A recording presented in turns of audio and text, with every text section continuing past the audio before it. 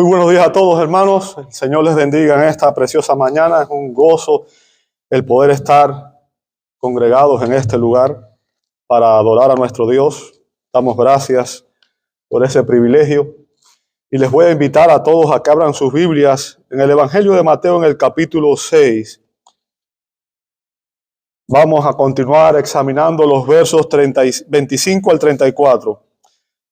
Mateo capítulo 6. Versos 25 al 34. Abra ahí su Biblia, por favor.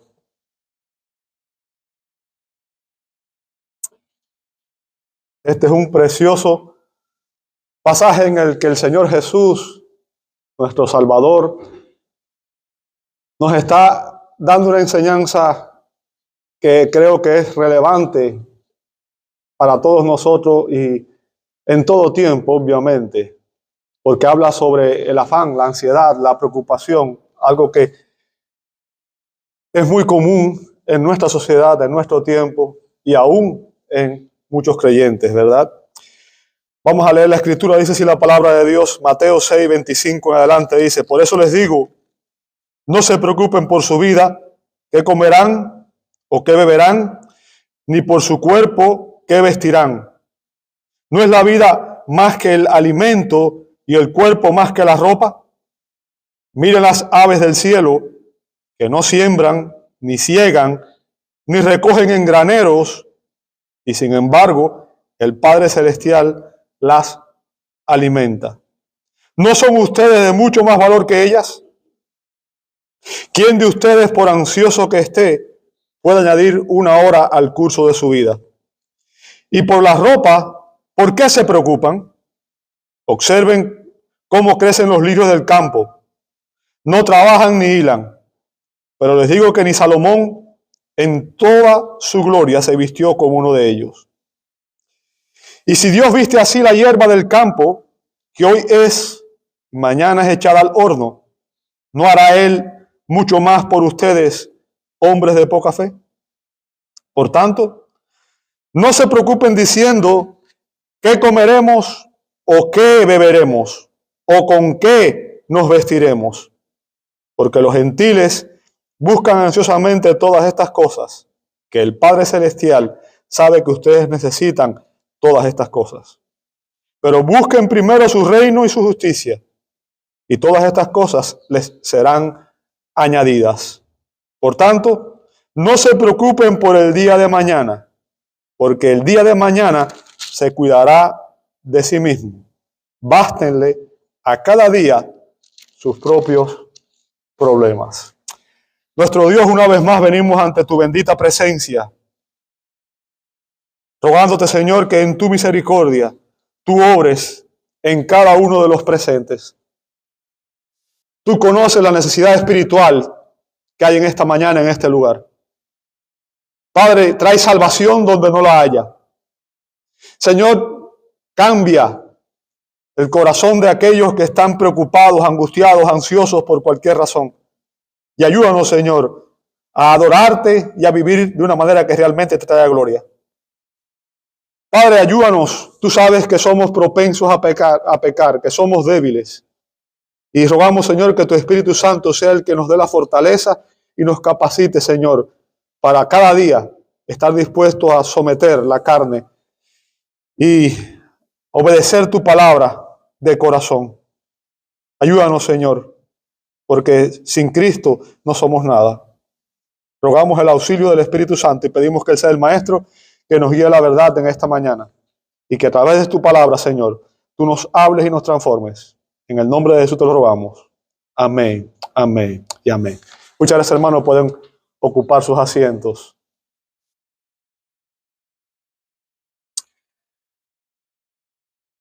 Todos debemos admitir que la preocupación es una tentación común en nuestras vidas diarias. Ahora, déjenme decirles, no es algo nuevo. El hecho de que las personas nos preocupemos no es algo realmente nuevo. Si usted lee las Escrituras, el evangelista Lucas, en su evangelio nos narra un evento en el cual Jesús fue a visitar una familia con la cual sostenía una gran amistad, ¿verdad? Recuerdan Lázaro, Marta y María, recuerdan esta familia, ¿cierto? En Lucas 10, 38 al 42. Y Jesús llegó a este hogar a compartir con esta familia.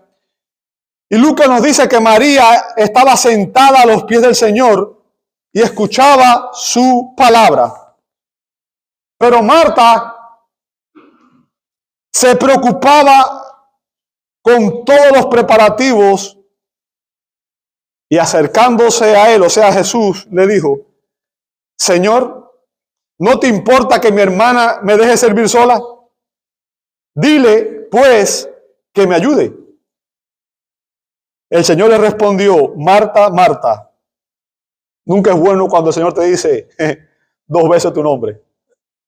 Algo hiciste mal.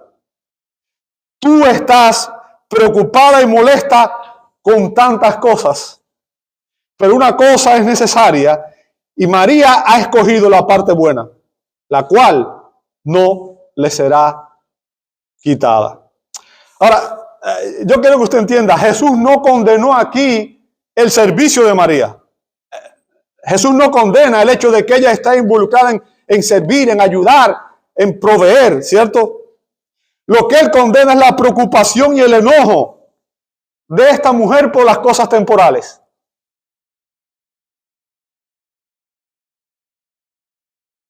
Esa preocupación, ese enojo le robaba la paz y la distraía de enfocarse en los asuntos espirituales y eternos. Y es por eso que el Señor le llama la atención, le dice: ¿sabes qué? Es importante lo que estás haciendo, pero aún más importante es esto otro. Por tanto, María ha tomado la mejor decisión. Ahora, la pregunta que nos hacemos en esta mañana es: ¿existe alguna cura para la preocupación y la ansiedad? ¿Existe alguna cura para la preocupación y la ansiedad? ¿Sabe? Las únicas soluciones que el mundo ofrece, los psicólogos, los psiquiatras y todos los ólogos que hay, los sabios de este mundo, las únicas soluciones que ofrecen son los sedantes y las terapias de conducta cognitiva. Y el objetivo de esas terapias es ayudar a las personas a manejar la ansiedad y la preocupación. O sea, manejarla, no quitarla, no sanarla. ¿Ok?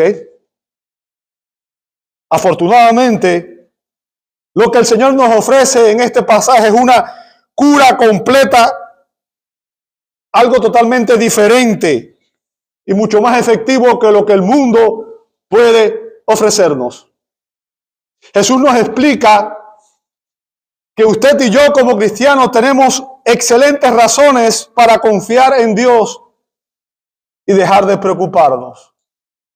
El Señor nos da 3 mandatos a los cristianos de no preocuparnos. 3 mandatos a los cristianos de no preocuparnos. El primer mandato lo vimos en los versos 25 al 30. Recuerde, Jesús nos lleva a reflexionar ahí y nos dice, nos pone 3 ejemplos específicos. El ejemplo de las aves, la vida y las flores. ¿Ok? Y él dice, nos recuerda que Él es nuestro Padre Celestial. Y Él dice, ¿sabe? ¿Por quién se preocuparía más un padre por las aves, por las flores, por sus hijos? Ahora, si Dios cuida de las aves, si Dios cuida de las flores, si Dios te dio vida, ¿no crees que Él va a seguir bendiciéndote, sustentándote, protegiéndote hasta el final de tus días? Si estamos vivos es por su gracia. Y eso tiene que ver con el primer mandamiento en los versos 25 al 30. Hoy vamos a empezar a analizar ya el segundo mandamiento, el segundo mandato en los versos 31 al 33. Dice el Señor: por tanto, no se preocupen diciendo qué comeremos o qué beberemos o con qué nos vestiremos. Ahora, si usted nota, este verso recapitula el mandato dado en los versos 25 al 30. O sea, toca el mismo tema, sigue con el mismo tema, sigue hablando del mismo tema en este pasaje. Sin embargo, hay una ligera diferencia. Hay una ligera diferencia. En el verso 25, el verbo que Jesús usó allí estaba en el tiempo presente. O sea, lo que Jesús nos dijo en ese pasaje es que sus discípulos debemos dejar de preocuparnos, algo que ya estamos haciendo, y no debemos caer o no debemos comenzar nuevamente a hacerlo. Pero ahora, en este texto que estamos leyendo el día de hoy, Jesús va un poco más lejos. Jesús va un poco más allá. Repite el mismo mandato, pero ahora el verbo está en tiempo aoristo. Significa que Él nos está dando una orden en este contexto para evitar dar el primer paso que nos conduce a la preocupación. Bájalo un poquito, por favor, porque repica mucho, está muy fuerte. Gracias. Ahora, podríamos traducir el mandato del Señor de esta manera. Por tanto, nunca lleguen a estar preocupados. Nunca lleguen a estar preocupados. O sea, hay que evitar la preocupación incluso desde el primer punto, antes de que empiece. El pensamiento que inicia, ahí debe terminar. Ahora, a continuación, el Señor presenta dos razones adicionales por las cuales usted y yo no debemos preocuparnos por estas necesidades básicas. Jesús continúa dando razones por las cuales usted y yo como creyentes no debíamos preocuparnos. Y la primera está en el verso 32. Dice, porque los gentiles, ¿sabe? El término gentil ahí es el término clave, porque está hablando de un grupo de personas. Y es un grupo de personas específicas. ¿Bien? La palabra griega utilizada ahí, etnos, es de donde proviene la palabra en español etnia. Etnia. Todo el mundo sabe lo que es una etnia, lo que significa, ¿verdad? Significa una nación, un pueblo, un grupo de personas que pertenecen a una cultura. Ahora, aquí, en este contexto, específicamente se refiere a aquellas personas que no eran judías. O sea, eran los gentiles, todos aquellos que no éramos judíos de nacimiento o de ascendencia judía, somos gentiles. Nosotros somos gentiles. Bueno, no sé si usted tiene viene de alguien de la familia judía, ¿verdad? Porque hay judíos por todo el mundo. Pero en el contexto, la idea aquí, amado hermano, se está refiriendo a gentiles que eran las personas que eran paganas, incrédulas, las personas que no eran parte del pueblo de Dios, del pueblo del pacto. ¿Ok? Los gentiles no pertenecían a la nación escogida, que era Israel en el Antiguo Testamento. Los gentiles se encontraban en ese contexto en completa oscuridad espiritual. ¿Sabe? Hablando de los gentiles, el apóstol Pablo dice en Efesios 2:12, o sea, hablando de todos aquellos que no éramos parte del pueblo de Dios, el apóstol Pablo dice que ellos estaban, o sea, los gentiles, separados de Cristo. Y así está todo ser humano que nace en este mundo, separado de Cristo. ¿Ok? Toda persona nace espiritualmente, toda persona nace separada de Cristo. Y saben que Cristo es el Mesías, el Redentor, el Salvador. Sin Cristo no hay comunión con Dios. Fuera de Cristo, nadie tiene acceso a Dios. La Biblia dice que hay un solo Dios y un solo mediador entre Dios y los hombres. No es la iglesia, no es un hombre, es Jesucristo hombre. Porque Él es Emmanuel, Dios con nosotros. Por tanto, estas personas estaban separadas de Dios. ¿Ok? Separadas de Cristo. Excluidos de la ciudadanía de Israel. O sea, note, no pertenecíamos al pueblo del pacto. No pertenecíamos a la nación que estaba bajo la bendición de Dios. Extraños a los pactos de las promesas. O sea, Dios había hecho pacto con Israel y le había dado promesas, pero los gentiles no estábamos dentro de esos pactos. No habíamos todavía estado injertados dentro de esos pactos. Y nota a continuación, dice, sin tener esperanza y sin Dios en el mundo. Ahora, no es de extrañar que las personas que están en esa condición se preocupen, ¿cierto? Esa última frase lo define todo.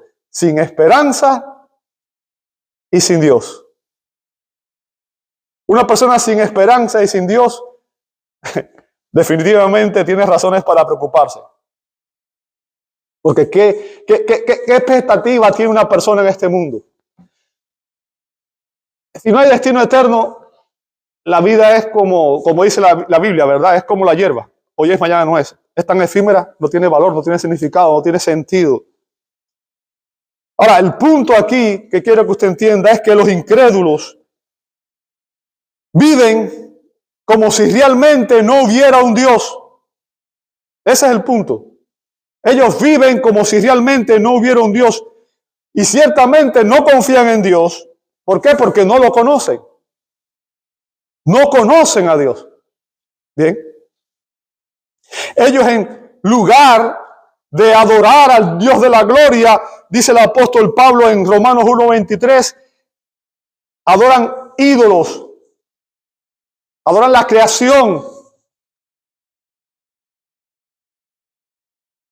falsos dioses que son caprichosos e impredecibles, que son productos de su propia imaginación. O sea, el hombre crea dioses para adorar, dioses que ellos mismos han concebido.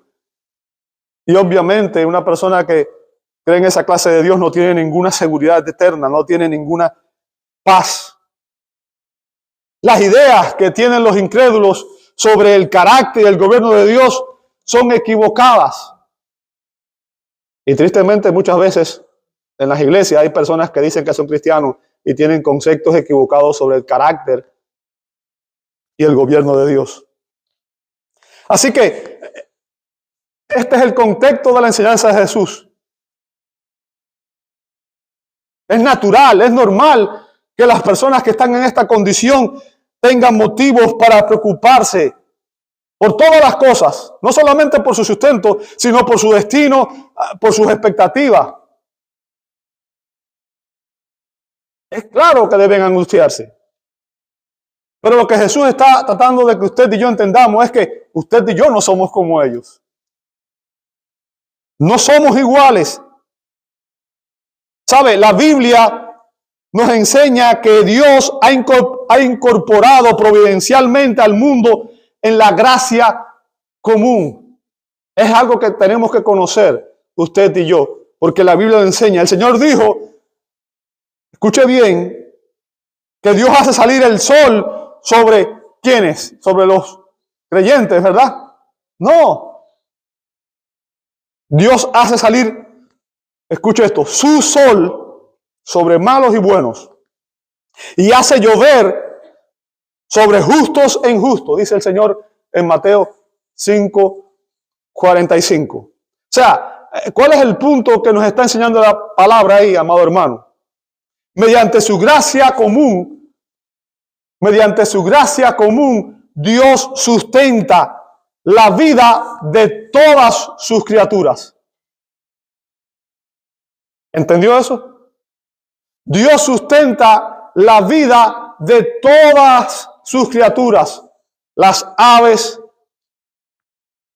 los animales terrestres, los anfibios, pero aún más importante, el hombre, la corona de su creación, aquellos que fuimos creados a imagen y semejanza, a su imagen y semejanza. La Biblia nos dice en Hebreos 1:3 que Él, hablando de Cristo, es el resplandor de su gloria, la expresión exacta de su naturaleza. Y dice que Él sostiene, escuche eso, sostiene todas las cosas por la palabra de su poder. O sea, todo lo que existe, existe porque Dios lo sostiene. Usted existe porque es la voluntad de Dios. Dios lo sostiene. Dios le está dando aliento. Dios le está dando vida. Y va a estar vivo hasta el día que Dios en su voluntad soberana lo ha decretado, lo ha determinado. Jesucristo sostiene el universo y todas las criaturas que hay en él por medio de su poderosa palabra. Ahora, es esta providencia divina la que garantiza que la creación subsista o viva y mantenga el orden que tiene. El orden que existe es Dios quien lo sostiene. Es Dios quien sostiene la vida, es Dios quien guarda, es Dios quien mantiene los animales, a los seres humanos. Ahora bien, si todos, obviamente, somos sustentados por Dios por medio de su gracia común, eso indica que aún los incrédulos se benefician de estas cosas, ¿cierto? Reciben bendiciones. Usted ve personas que son incrédulas y llegan a prosperar en la vida, incluso son millonarios y tienen de todo, ¿cierto?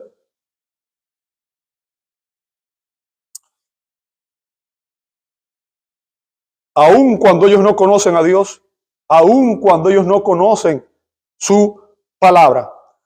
Pero déjeme decirle, ellos ven toda esa bendición, ven todas esas bendiciones que reciben día a día como obra de su esfuerzo, de su sabiduría, incluso de la casualidad o de la suerte o como usted quiera verlo, ¿verdad? ¿Por qué? Porque ellos no tienen conciencia del cuidado providencial de Dios, ni de la fidelidad de Dios. Los incrédulos, la Escritura dice claramente que están bajo el dominio de Satanás, el padre de mentira, en Juan 8:44. Y que él, dice segundo a los Corintios 4:4, o sea, el padre de mentira les ha cegado el entendimiento de los incrédulos para que no vean el resplandor del evangelio de la gloria de Cristo. O sea, ellos no conocen a Dios, no entienden cómo funciona el mundo. Ellos creen que el mundo funciona por el esfuerzo humano. Y ya hemos visto que la Biblia dice claramente que es Dios quien bendice, que es Dios quien da el poder para prosperar, el Dios el que nos provee. ¿Ok? Ahora, lo que el Señor nos está enseñando aquí, amado hermano, es que una característica principal de los incrédulos es vivir solo para el presente, porque ellos no tienen esperanza eterna. No tienen esperanza eterna. La frase de nuestro Señor aquí es muy enfática. Dice, los incrédulos buscan ansiosamente todas estas cosas. ¿Escuchó eso? Buscan ansiosamente todas esas cosas. Es lo que ellos buscan con afán, con ahínco, con desasosiego. ¿Por qué? Porque tener cosas materiales es lo que les hace creer o sentir cierto grado de seguridad. Tengo dinero en la cuenta del banco, tengo una buena casa, estoy seguro, estoy protegido. Ya vimos que eso no da ninguna seguridad, ¿cierto? El Señor lo dijo. En este mundo, obviamente, los ladrones, las cosas suceden, en fin. Y lo que uno tiene hoy puede ser millonario hoy y mañana ser un mendigo. Y el ejemplo claro de eso en la Escritura es el mismo Job, que de un día para otro lo perdió todo. ¿Cierto? Lo perdió todo. Los incrédulos viven. Escuche eso, hermano. Los incrédulos viven para lo que comen, lo que beben y lo que visten.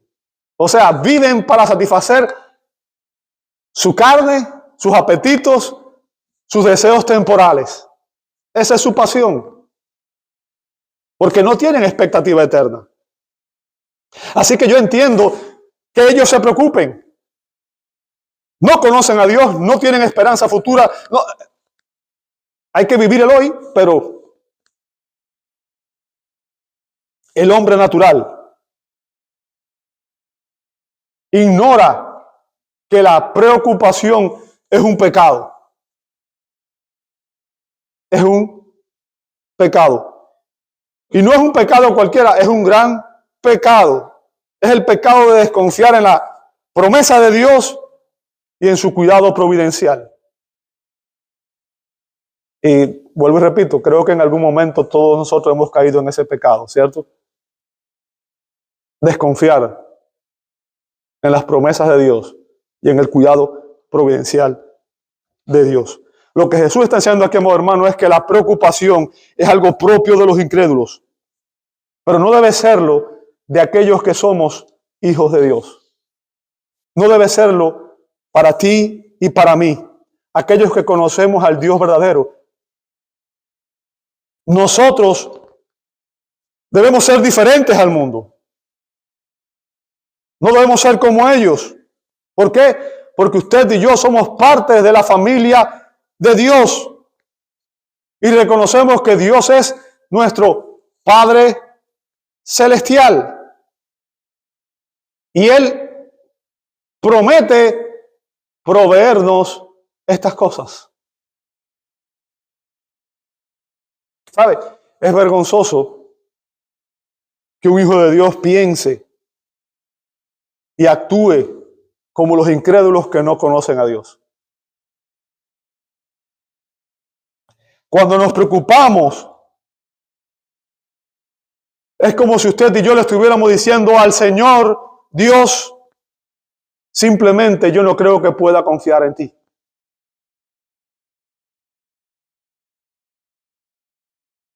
Porque la preocupación es en esencia desconfianza en las promesas de Dios y en su cuidado providencial. Y por tanto, es una respuesta pecaminosa de nuestra parte.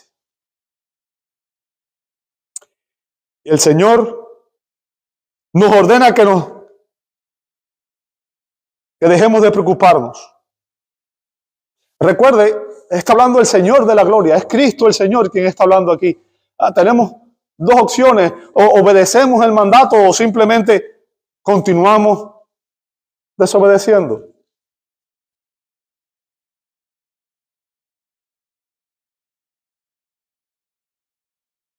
Nos ordena dejar de afanarnos por estas cosas. Dice a continuación, ya que el Padre Celestial sabe que ustedes necesitan todas estas cosas. Otra traducción podría ser, ya que el Padre Celestial de ustedes, o sea, les recuerda, ustedes son hijos de Dios. El Padre Celestial suyo sabe que ustedes necesitan estas cosas. Sabe que preocuparse por las cosas terrenales es la característica de una mente mundana. Preocuparse por las cosas terrenales es una característica de las mentes mundanas. Cuando usted y yo, o cuando pensamos como el mundo y deseamos como el mundo, nos vamos a preocupar como lo hace el mundo.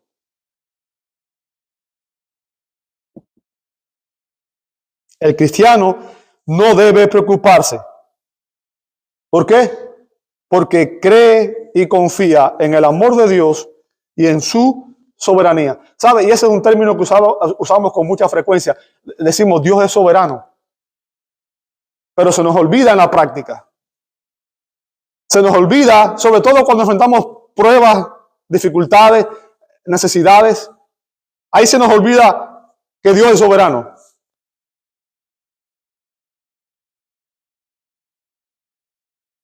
La Biblia nos enseña que Dios es soberano y que Él gobierna el universo. Por tanto, toda preocupación presupone que Dios no existe o que a Él no le importa lo que nos está pasando, o peor aún, que Él no puede hacer nada para ayudarnos. Esas son las opciones que hay, ¿cierto? O sea, Dios es ignorante, Dios es indiferente o Dios es impotente.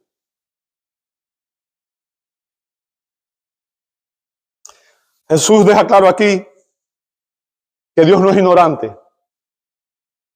Él lo sabe todo. Él tiene pleno conocimiento. Y también nos deja claro que a Él sí le importa nuestro bienestar. Así como un padre vela por sus hijos, la Escritura dice que Dios vela por sus hijos adoptivos. Y también la Biblia nos enseña que Él tiene el poder para proveernos todo lo que usted y yo necesitamos. Así que a Dios le importa, Dios sabe y Dios provee. Y es por eso que debemos entender que la preocupación es un pecado. Y no es un pecado insignificante e intrascendente. Es un pecado que pone en duda la bondad de Dios, el poder de Dios, la sabiduría de Dios. A continuación, el Señor nos da un mandato y después una promesa. Vamos a ver primero el mandato. En el verso 33, Él dice, pero busquen primero su reino y su justicia.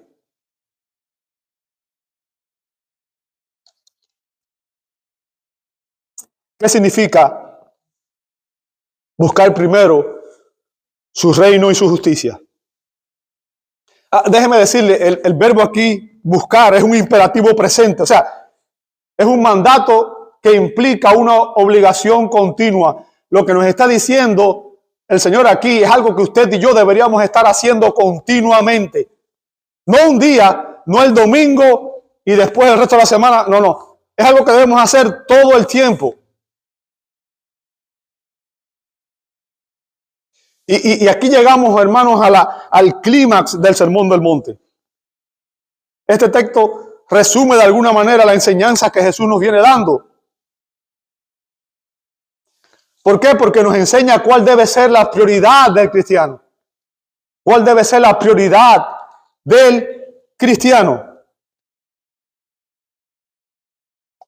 Jesús nos ordena, ¿ok? Debemos buscar el reino de Dios. Buscar el reino de Dios. O sea, y eso requiere una lealtad y un compromiso total al Rey.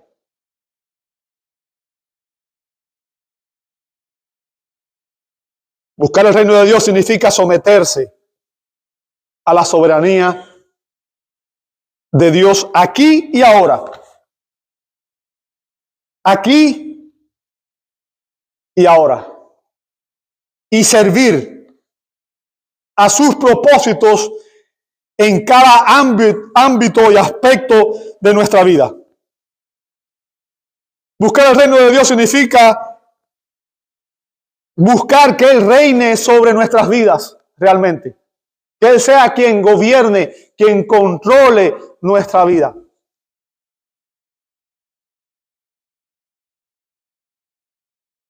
Es someternos a su palabra y cumplir su voluntad revelada en las Sagradas Escrituras. Es cuestión de perseverar en la senda de la fe, teniendo a Dios como nuestro primer amor, su reino como nuestro destino eterno, su gobierno y su voluntad como nuestro deseo supremo y su justicia como nuestro estilo de vida. Buscar su justicia significa que debemos esforzarnos por vivir como Dios nos ordena en su palabra. ¿Sabe lo que distingue a un creyente genuino de uno falso? Es la obediencia a la palabra. ¿Recuerda la enseñanza de los dos cimientos? Cuando el Señor dio esa enseñanza, los dos oyen la palabra, pero uno simplemente hace lo que quiere. ¿Ok?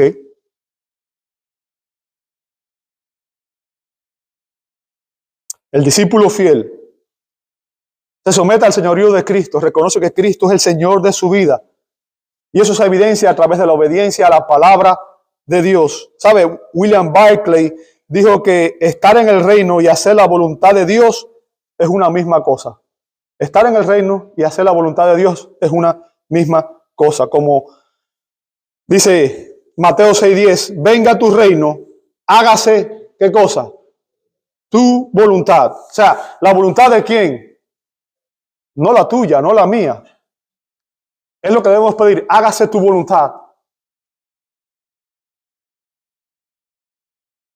Concentrarnos en hacer y aceptar la voluntad de Dios Escuche bien, hermano, porque esto es importantísimo. No se distraiga por nada. Concentrarnos en hacer y aceptar la voluntad de Dios es la manera en la cual usted y yo podemos vencer las preocupaciones. Ahí está el remedio. Si estoy haciendo la voluntad de Dios, donde quiera que esté, estoy seguro, estoy bien. ¿Por qué? Porque Dios vela por mí. El doctor MacArthur declara que la causa de la preocupación es buscar las cosas del mundo. Y las causas del contentamiento es buscar las cosas del reino de Dios y su justicia. Ahí está el remedio.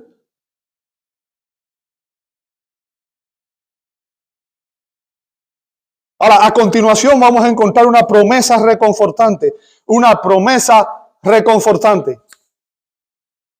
Y esta promesa es un remedio contra la preocupación. Nuestro Padre Celestial sabe que necesitamos todas estas cosas. Vimos ya en el verso 32. Y nos promete, dice, y todas estas cosas le serán. O sea, esa es la promesa de Dios para usted y para mí si somos cristianos. ¿Entiende el punto? Si somos cristianos, Dios promete que todas estas cosas le serán añadidas o proporcionadas a sus hijos. Es una promesa de Dios. Cuando los discípulos de Jesús buscamos primero su reino y su justicia, Él promete que Él se encargará de suplir nuestras necesidades. ¿Escuchó? Si yo obedezco su mandato, Él promete suplir lo que yo necesito. Una vida libre de preocupación y ansiedad es parte de lo que el Señor nos ofrece a los cristianos. Sirvamos al Señor con fidelidad y confiemos en Él y Él se encargará del resto y suplirá todas estas necesidades. Como declaró el salmista en el Salmo 127, verso 2. Salmo 127, verso 2, dice así la palabra de Dios. Es en vano que se levanten de madrugada, que se acuesten tarde y que coman el pan de afanosa labor. ¿Sabe? Eso es lo que vive el mundo. Eso es lo que vive el mundo. Bien. Pero note lo que dice a continuación el salmista. Pues Él, ¿quién? Dios. Pues Él da a su amado aún mientras duerme. O sea, el salmista enseña aquí que la ansiedad y la preocupación de madrugar y de trasnochar y de trabajar duro para conseguir sustento son en vano si se hacen sin Dios. Si Dios no es el centro de nuestra vida. Su propósito es dejar claro que la intención soberana de Dios es mucho más crucial para el resultado que los esfuerzos de los hombres.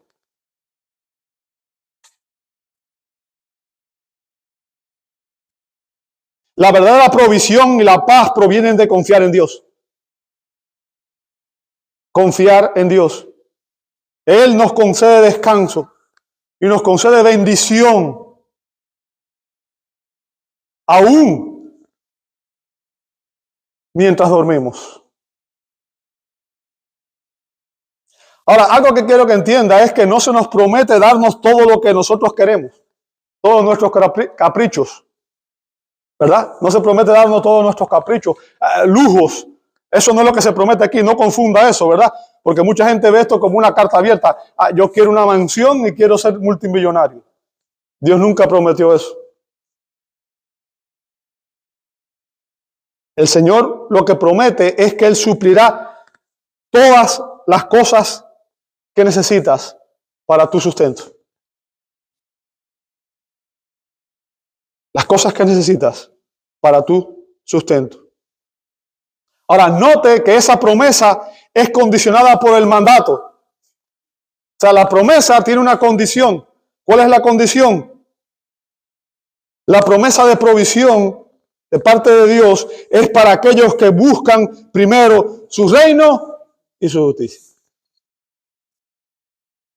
Entonces, ¿cuál debe ser mi afán, mi ansiedad, mi enfoque? Buscar el reino de Dios y su justicia.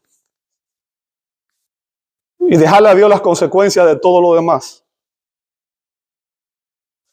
Porque solo tienen derecho a pedir, danos hoy. Recuerda esa oración, la oración que la gente llama el Padre Nuestro, ¿verdad? Danos hoy el pan nuestro de cada día. Solamente tienen derecho a pedir eso. Danos hoy el pan nuestro de cada día. Aquellos que antes han manifestado como un deseo auténtico de su corazón, venga tu reino, hágase tu voluntad. ¿Entendió eso? Venga tu reino, hágase tu voluntad, está primero que danos el pan nuestro de cada día. Solamente tiene derecho a reclamar esa promesa aquellos que se someten y obedecen a Dios. Dios sabe lo que usted y yo necesitamos. Y Dios tiene el poder para proveer.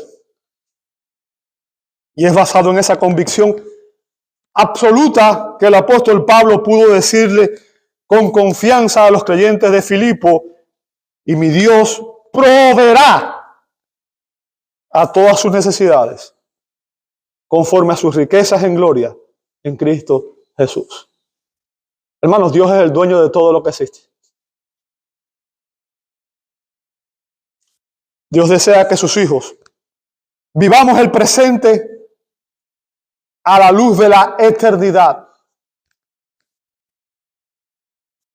Vivamos el presente, el hoy, a la luz de la eternidad. Por eso Pablo pudo decir en 1 Timoteo 6:8, si tenemos que comer y con qué cubrirnos, deberíamos estar satisfechos, regocijarnos de la provisión presente de Dios. Pero si no lo tenemos, debemos descansar en las promesas de Dios. Debemos recordar la fidelidad de Dios en el pasado. Y debemos prepararnos para provisiones especiales de parte de Dios. Ahora, no sé cuántos de ustedes han escuchado la historia. Ahora, la historia no estoy seguro que sea real, pero la enseñanza que tiene es un principio excelente y quiero que usted la escuche y medite en ella, porque lo que enseña sí es verdad. La historia de una anciana que era cristiana y que estaba en gran necesidad, estaba atravesando una gran necesidad. Un hombre incrédulo se enteró de la situación de esta mujer que oraba todos los días porque no tenía alimentos, no tenía provisiones. Y este hombre decidió burlarse de la cristiana. Lo que hace el mundo, ¿cierto? Burlarse de los creyentes. Así que hizo una gran compra y le envió una gran cantidad de alimentos con su secretaria y le dio instrucciones a la secretaria para que cuando la anciana le preguntara quién le había enviado la comida, la secretaria le dijera que era de parte del diablo.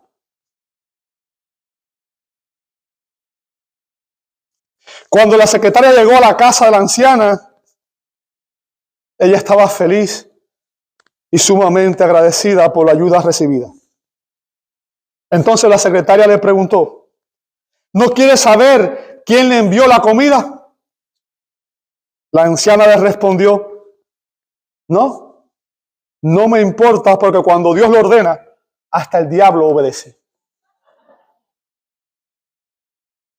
Ahora, el punto que quiero que entiendas es ese, amado.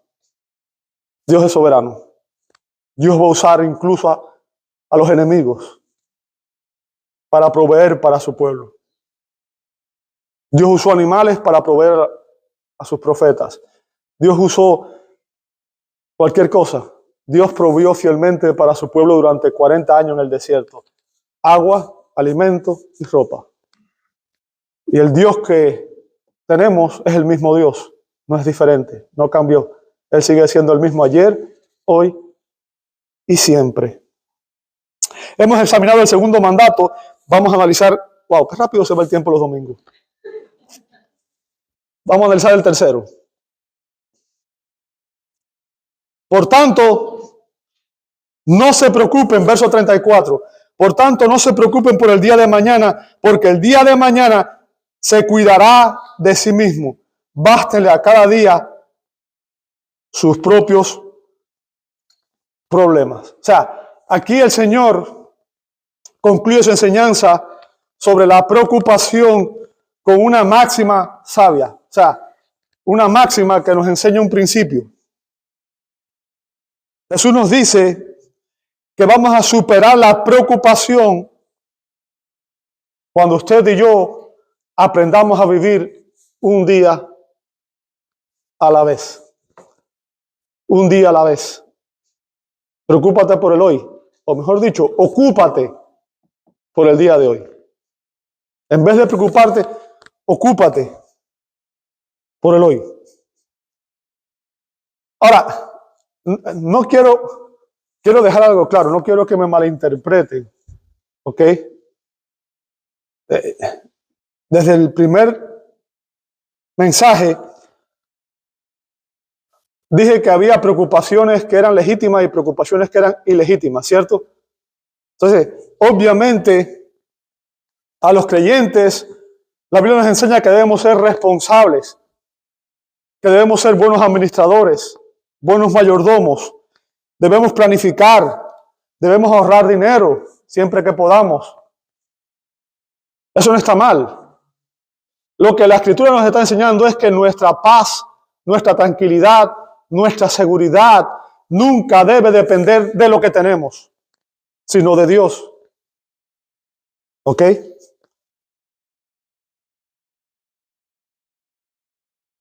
Dios es el Dios del mañana, así como es el Dios de hoy. No recuerdo quién dijo esto, pero se dice que la preocupación nunca le quita al mañana su tristeza, solo que le roba su alegría al día de hoy. En otras palabras, no resuelves nada, pero pierdes tu paz y tu alegría del presente. La preocupación que aquí se prohíbe, hermano, es pecaminosa. Es pecaminosa porque indica una desconfianza en la promesa de Dios y en su cuidado providencial. Por tanto, esa preocupación perturba nuestro gozo en Dios y destruye nuestra paz presente. Destruye nuestra paz. Cuando nuestra preocupación por proveer para el futuro aleja nuestro corazón de Dios y produce desconfianza, se convierte en un pecado. Debemos aprender a confiar en la fidelidad de Dios y en su cuidado providencial. ¿Sabe? Como lo hizo Jeremías en un tiempo de adversidad para la nación. Si usted lee el libro de Lamentaciones, se va a dar cuenta que en los primeros 2 capítulos hasta el capítulo 3, Jeremías se está lamentando y el libro, por eso se llama Lamentaciones, ¿verdad? Da de llorar, deprime a cualquiera, ¿cierto? Bien triste porque está quejándose, pura queja delante del Señor. Y de repente el mismo hombre que se está quejando en el capítulo 3 le cambia el chip en su mente y empieza a decir que las misericordias del Señor jamás terminan. Qué bonito, ¿verdad? Las misericordias del Señor jamás terminan, pues nunca fallan sus bondades. Son nuevas, ¿qué cosa? Cada mañana. Y nota lo que dice a continuación. Grande es tu fidelidad. ¿Por qué preocuparse por el mañana si las misericordias de Dios son nuevas? ¿Cuándo? Cada mañana.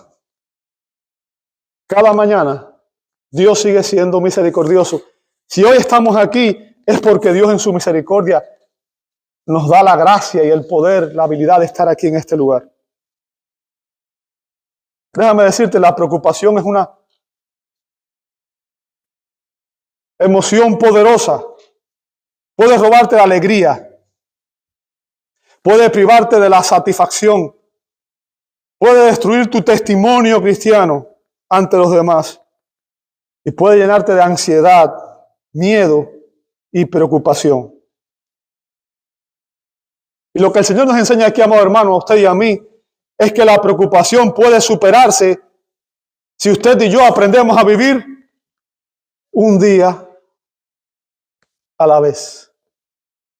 Un día a la vez. ¿Sabe? Los judíos tenían un dicho: no te preocupes por los males de mañana, pues no sabes lo que te traerá el día de hoy. Quizás mañana no estés vivos y te habrás preocupado por un mundo que ya no será el tuyo. El punto es que usted y yo no debemos preocuparnos por las adversidades antes que éstas lleguen a nuestra vida. ¿Qué debemos hacer? Debemos ocuparnos, no preocuparnos, ocuparnos de los asuntos de hoy y dejar que las preocupaciones de mañana para el día de mañana. El mandato de Jesús es que afrontemos las exigencias, los problemas, las vicisitudes de cada día sin preocuparnos por un futuro incierto, por cosas que quizás nunca lleguen a suceder. Ni usted ni yo sabemos lo que va a suceder mañana. No sabemos. Solo podemos estar seguros de una cosa. Debíamos estar seguros de una cosa. Y es que si el día de mañana trae una cruz, quien envía esa cruz, quien permite esa cruz, puede y enviará la gracia necesaria para que usted y yo podamos soportarla. ¿Sabe? En este pasaje hay un tesoro de valiosas enseñanzas.